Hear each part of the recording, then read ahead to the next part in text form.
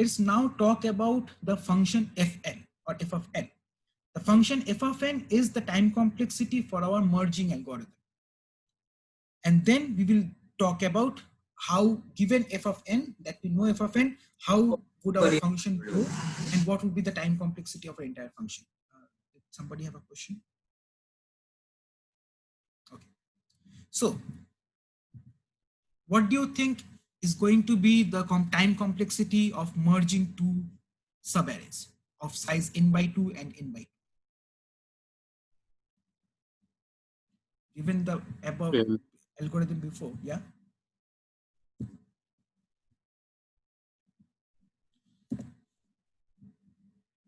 Let's say I have two arrays of size n by 2 and n by 2. Each time, if you remember correctly, we were taking one element each, comparing those each of those elements, and then picking one number each time. So can someone tell me how many times do I need to check? Yes, Mohammed. Okay, think of it like this. What is the maximum number of iterations that this merge algorithm will go? And forget about n by 2. N by 2 might be complicated. Just take two different sizes. Let's say array 1 has size A, array 2 has size B, right? How many? Ooh, I have an n squared. That is interesting. Okay. So, okay. So think about it. I mean, assuming that the one array is completely smaller than the other array, right? Even actually, no, it's going to decrease by one each time, right? Exactly. That is the thing, right? Each iteration, you decrease your size by one every time because you're finalizing one value each time. So it'd be n factorial? No, just n. Wait a minute. It can't be n. It is n. Think about it. This is one iteration, right? I'm just comparing the first two elements, right? 2 and 1. So that is order 1. Then right. I get but let's say the first time you've got to compare all 4, right? I'm not comparing all 4. I'm just comparing the first two elements. Right. No. I get that. But let's say the first element that you select happens to be 20, right? Yes. And then you compare all 4 of those. And then. Okay. No. All 4 of those as in 20, 13, 7, and 2? I meant 20 to 12, 20 to 11, 20 to 9, 20 to 1. But you are forgetting one thing. These arrays are already sorted. If 20 is greater than 12, there is no point in checking with the other values because we are assuming that they are sorted. Smart. Okay. Yes. Right? So we are just comparing two elements in each iteration. I get you. 2 and 1. And once we compare 2 and 1, it is one iteration gives you a value. The next iteration comparing 2 and 9 gives you a value. 7 and 9 gets you another value, and so on. So the maximum number of times that I can iterate is the total number of elements in my array, minus 1. But that is a special case. But essentially, if I have elements A and B, so element size A and B, like the total amount of time it would require is going to be A plus B. And if you have the last element there and you do not need to care about it, then it would be A plus B minus 1. Yeah. Right? Exactly. Cool. So yes. Can you come back? Yeah, we first of all we just compared between 1 and 2, and then the second one, why we didn't compare 2 and 7 instead of 2 and 9? Because 2 and 7 are already in the same array, they are sorted. So the first array here, okay, so this is a weird notation, but let me just tell you. So the first array here is 2, 7, 13, and 20. Yes. Right, and the second array is 1, 9, 11, and 12. Yes. We know that these subarrays on their own are sorted, right? Yes.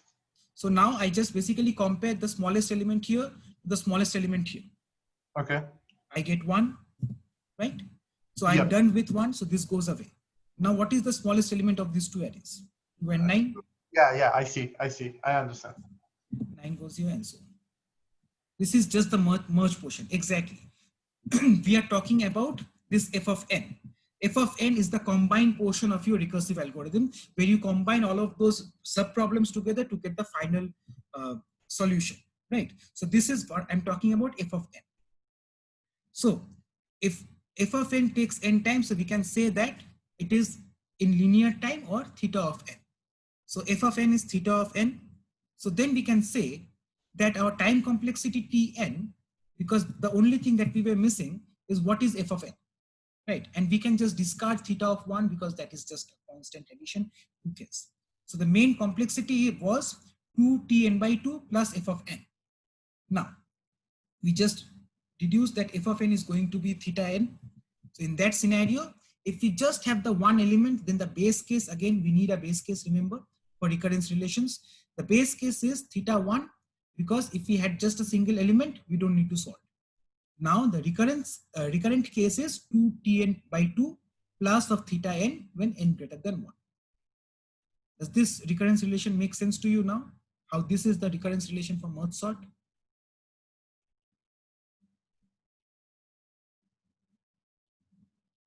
And does this, so this particular recurrence relation, and tell me if you guys agree, this particular recurrence relation is for any algorithm that divides your problem into two halves and requires linear time to combine them. And this could be any algorithm, right? We are now talking about the class of algorithms that always divides the problem into two halves and requires n time to combine them or combine the solutions. That could be merge sort, but that could be anything, right? So quicksort also sort of the same thing, because we are dividing it into two halves based on some pivot. Half and not half does not matter. Sometimes it is not exactly half, and that is a different thing. But in essence, we are dividing it into two things and then combining it with n time. Okay. So now that we have this recurrence relation, we now need to figure out what is the time complexity of this. I get that this is in terms of t, but I need it in terms of big O or big theta. Is it n log n, n squared, n cubed, n factorial? What is it? So we are going to talk about that later, but before that, let's talk about binary search. So binary search is an algorithm that finds a particular element in a sorted array. So if that element does exist in a sorted array, it would say yes, otherwise say no. So what it does is, since the arrays are sorted, it breaks down the array into two parts every time. So essentially, it will always check the middle element and compare it to the thing that we are searching for. So let's say that this is an example of my array 3, 5, 7, 8, 9, 12, 15. Note that this is sorted and we are trying to find out the number 9. So it will, binary search would first check the middle element. And if my current number that I'm searching for, that is 9, if the middle element is smaller than that, I can give you a guarantee that 9 cannot be in this left hand side of my array, right? Because it is smaller than that, and since the array is sorted, everything on the left hand side is going to be smaller as well. So no point in checking that half. So I break my array down into a smaller half, 9, 12, and 15. Again, do the same thing. Search the middle element. 9 is now smaller than, exactly normal. 9 is now smaller than the middle element. So now I know that 9 cannot be on the right hand side of my array, because 12, 15 are going to grow again and again. So I can just discard it altogether. And then we are just left with the single most point here, and we again check the middle point, and that essentially becomes that yes, we have found it. So yes, Mohammed, you are correct. That is log of n. But can someone tell me what would be the so the algorithm? Okay, I want you guys to tell me what would be the recurrence relation for binary search while I explain the algorithm in more detail. So we have our binary search code. That is, takes an array 1 through n, takes the left hand side and the right hand side value and the value we are searching for. Essentially what it does is, if it did find the value, it returns found. If it did not find the value, then that means that either it is smaller, the middle point value is either smaller or larger. If it is smaller, then I'm going to search from midpoint to right. If it is larger, I'm going to search from the left hand side to the midpoint. So, and I'm just computing the midpoint, and I just have a base case. So first things first, whenever we want to deduce the recurrence relation of our code, we first start with the easiest thing, the base case. Can someone tell me what is the time complexity of the base case? Theta n, theta 1, theta 20? Theta 1. Theta 1, yeah. Everyone agrees?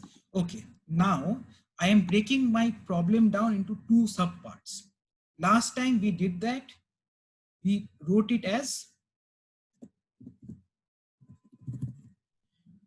2n by 2. Is this going to be the same? Because we are breaking the problem down into two parts. No, Why? it's already sorted. So Yeah, you're so- going to be halving and halving and halving and halving each step, right? Yes, exactly. In merge sort, we were calling merge sort twice. If you remember the function there, let's go back.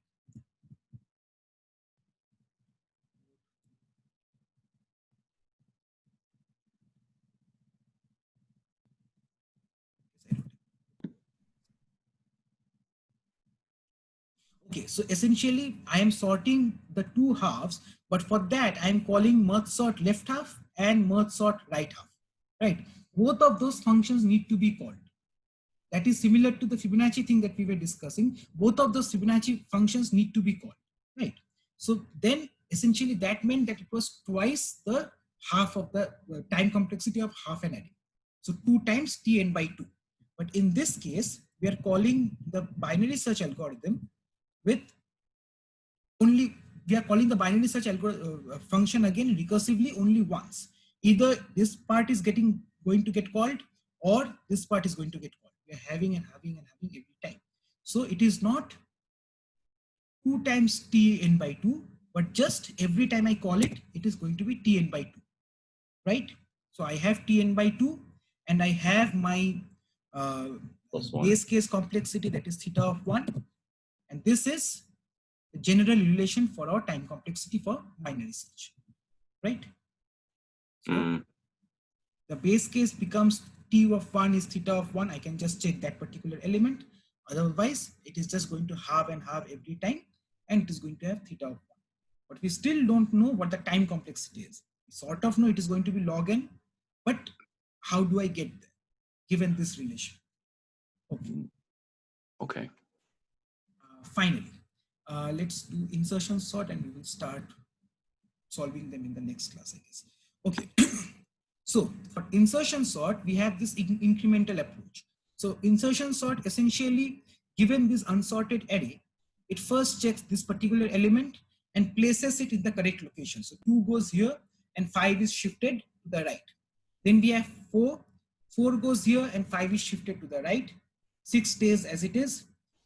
For the case of the value 1, 1 goes at the very beginning, and that means we need to shift 6, we need to shift 5 here, we need to shift 4 here, we need to shift 2 here, make room for 1, and then move 1 to the particular desired location. Similarly, for 3, we need to shift all of those numbers and then place 3 in the correct location. Does everyone remember insertion sort? Any questions? I can go in more detail for insertion sort. I do remember it. I don't have questions, but did you just skip the time complexity for the previous one? For this one, binary search? Yeah. I have not done the time complexity of either merge sort or binary search yet. Right now, I'm just talking about how to get these recurrence relations from a code. Gotcha.